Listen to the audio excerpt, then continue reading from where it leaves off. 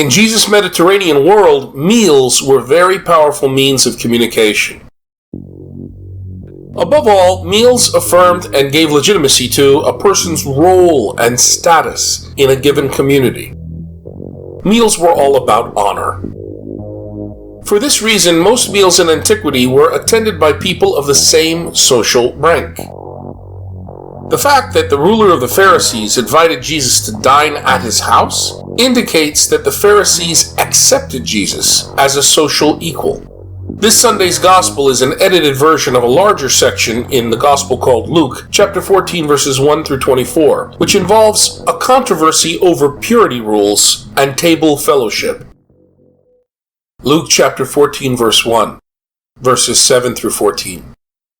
On a Sabbath, Jesus went to dine at the home of one of the leading Pharisees, and the people there were observing him carefully. He told a parable to those who had been invited, noticing how they were choosing the places of honor at the table. When you are invited by someone to a wedding banquet, do not recline at table in the place of honor. A more distinguished guest than you may have been invited by him, and the host who invited both of you may approach you and say, "Give your place to this man," and then you would proceed with embarrassment to take the lowest place. Rather, when you are invited, go and take the lowest place, so that when the host comes to you, he may say, "My friend, move up to a higher position." Then you will enjoy the esteem of your companions at the table. For everyone who exalts himself will be humbled, but the one who humbles himself will be exalted. Then he said to the host who invited him, "When you hold a lunch or a dinner, do not invite your friends or your brothers or your relatives or your wealthy neighbors, in case they may invite you back and you have repayment. Rather, when you hold a banquet, invite the poor, the crippled, the lame, the blind. Truly honorable will you be because of their inability to repay you, for you will be repaid at the resurrection of the righteous." Let's talk a little bit about hostility. Do you think this is a happy dinner? No way. It's a hostile occasion. Notice that the host and his guests are watching Jesus closely. The word used here and elsewhere in the gospel called Luke implies hostile observation. They don't like Jesus. They don't want to be friends with Jesus. They didn't invite him to honor him. They think he's a clown and a joke and a jackass acting outside his expected honor rating. What these people, the host included, hope to do is to catch Jesus in a shortcoming of some sort and then embarrass him.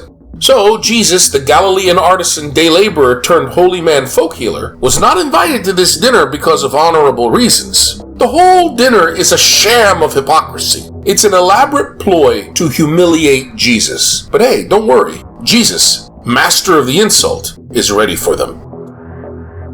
The business of everyone in Jesus' cultural world is minding everyone else's business. Behavior at meals is therefore very important. Everyone is watching, whether in a hostile way or a friendly way. Everyone watches everyone in Jesus' Middle Eastern Mediterranean world. Everyone watches whether you wash properly. Everyone watches who eats what, when, and where. Everyone watches what is done or not done at the table. Everyone watches who is invited and who wasn't invited. Everyone watches where people sit. Everyone watches with whom everyone eats. Everyone watches in what order persons of different social rankings come to the table. Meals communicate in the honor-shame Middle Eastern world, and there is a grammar to a meal. Jesus responds to the hostile observation he receives by telling a parable.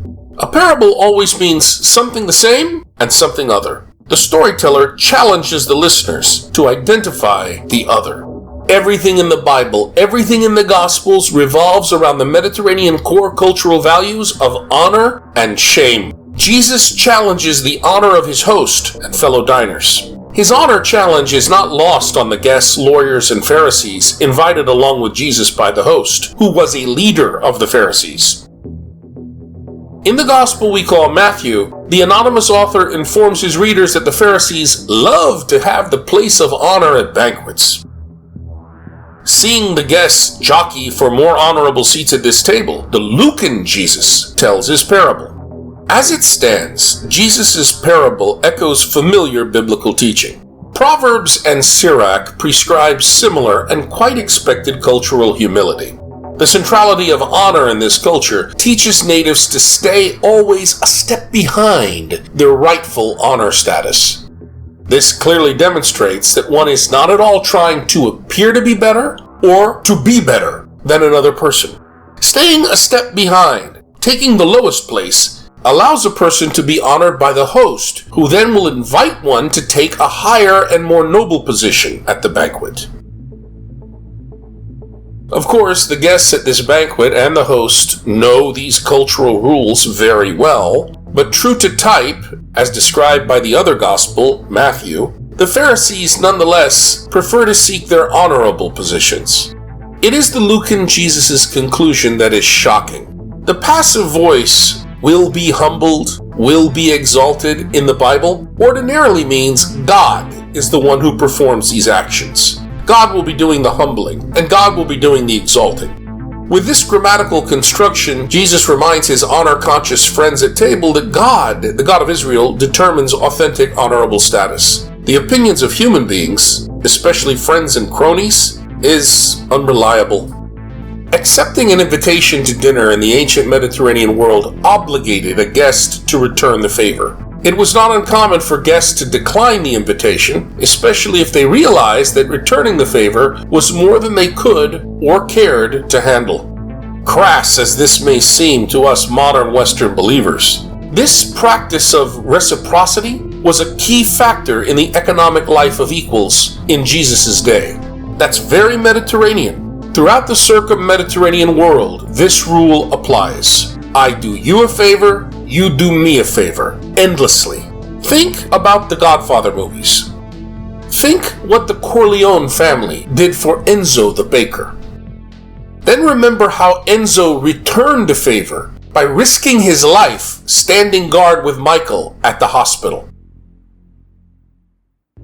Then later on, Michael Corleone, when he becomes the Godfather, off-screen, makes Enzo chief baker at a prestigious casino in Nevada.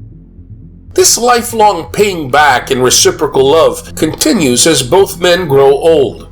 When Pope Paul VI granted Michael Corleone a special blessing, there is Enzo again with the greatest cake he's ever baked at the reception. This basic Mediterranean rule of behavior guided every biblical dinner host in drawing up his guest list.